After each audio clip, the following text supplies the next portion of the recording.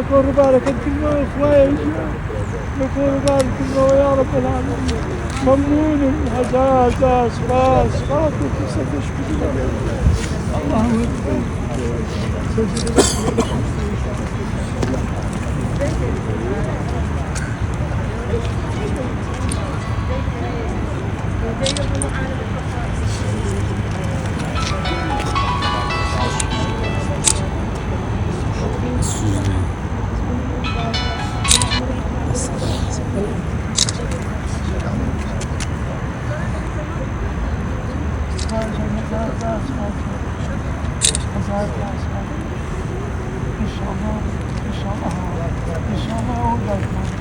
İnşallah oradayım.